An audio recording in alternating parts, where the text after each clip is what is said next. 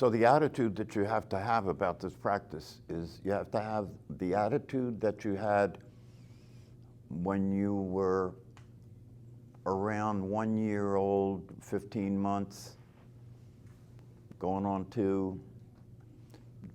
During that time, your attitude toward walking was what? What was your attitude when you were an infant? What was the attitude you had about walking? Consistency, persistence. Well, yeah, but see, the thing about it is that you didn't even know those words, you know what I mean? So there was something natural, there wasn't even conceptual that was happening. So there was a natural flow of aliveness toward the possibility of realizing, what is available. There was a natural flow. The infant sees other people walking, sees other people standing. And so they imitate it. Right? They go to get themselves up. And the first time the infant stands up, it experiences a new possibility for being, doesn't it? An improved possibility for being able to see more from up here, right? To be able to be related to the other people that are up here, like that. And the experience that the infant has of this is not, shall I do it or not? There is no decision being made about it, right? The decision that happens, or the experience that happens is the infant just naturally starts to repeat this behavior of trying to stand up, right? Until at some point they experience balance. In other words, they can experience standing up and being balanced so you don't fall down, right?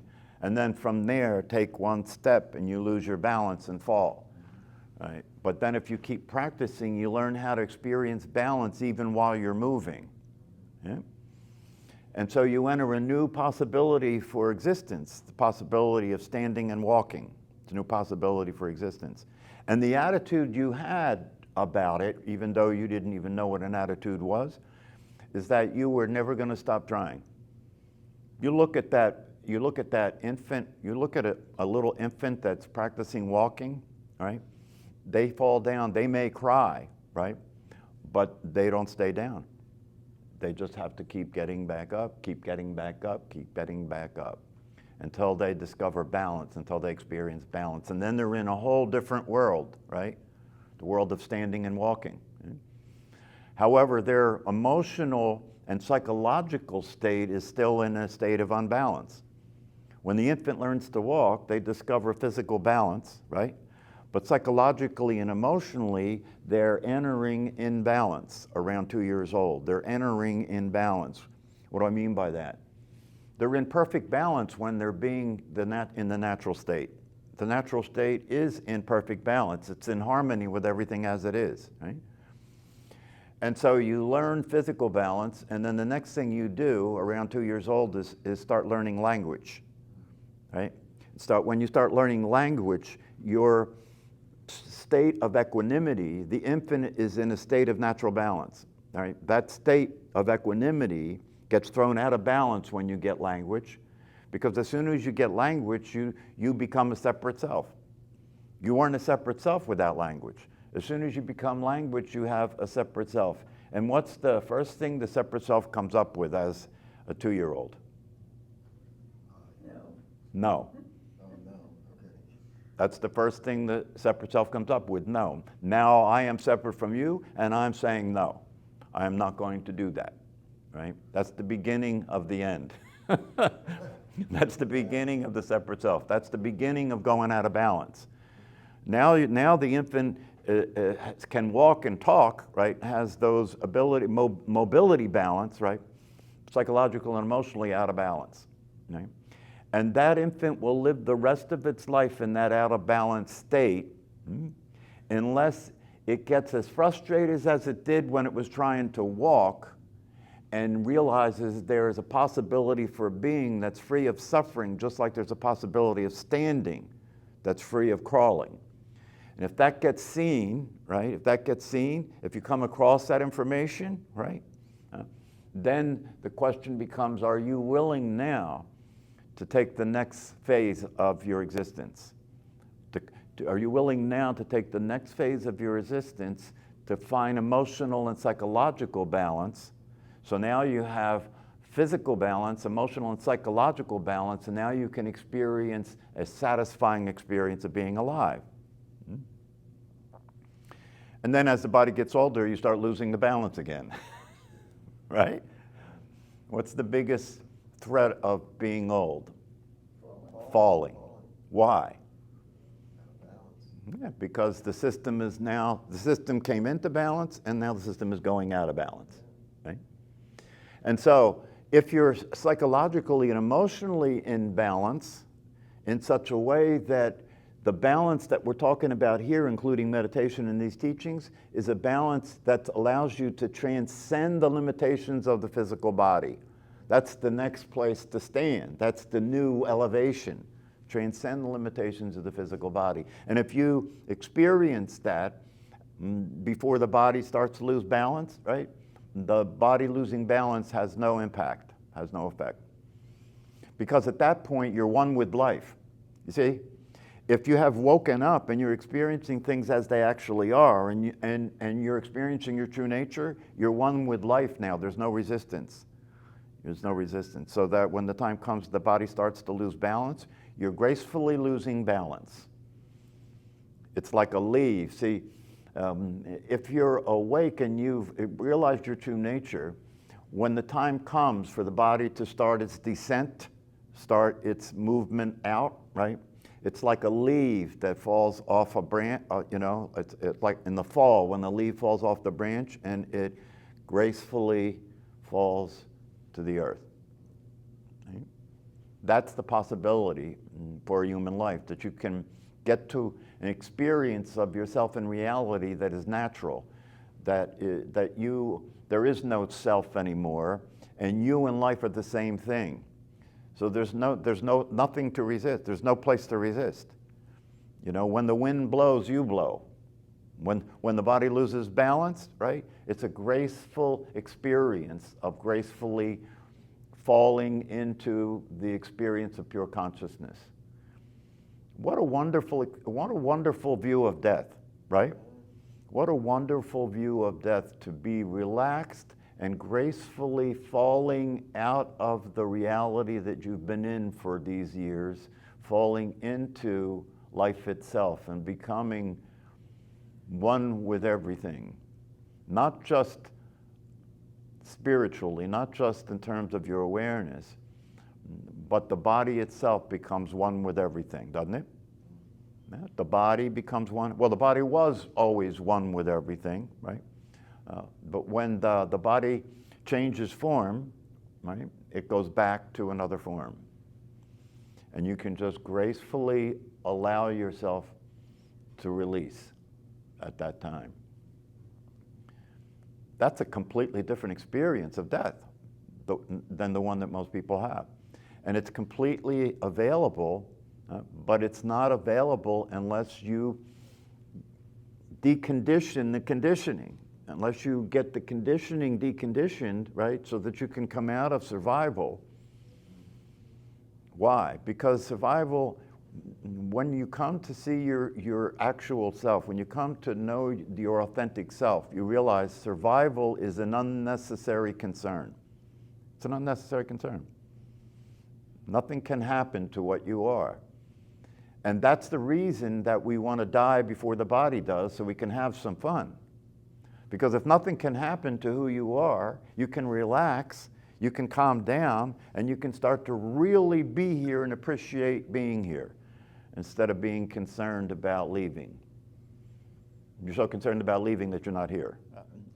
If you're awake, right, you want to express the love you are, and the love you are includes loving your body. Because, see, that's the thing. We begin by saying you're not your body. Why? Because you're so out of balance in the direction of thinking you are. And then when you discover you're not your body and you experience the possibility of being the awareness, which is the truth, which is real, which is reality in terms of what you are. And then the next thing that happens, if you stay the course and you keep walking the path, is you discover you are your body. Complete circle. You are your body. Why? Because everything is consciousness manifest, including your body. Right? So when you understand that, you understand that it's a betrayal. To not take care of your body is a betrayal. You're betraying the truth. You're betraying reality by not taking care of your body.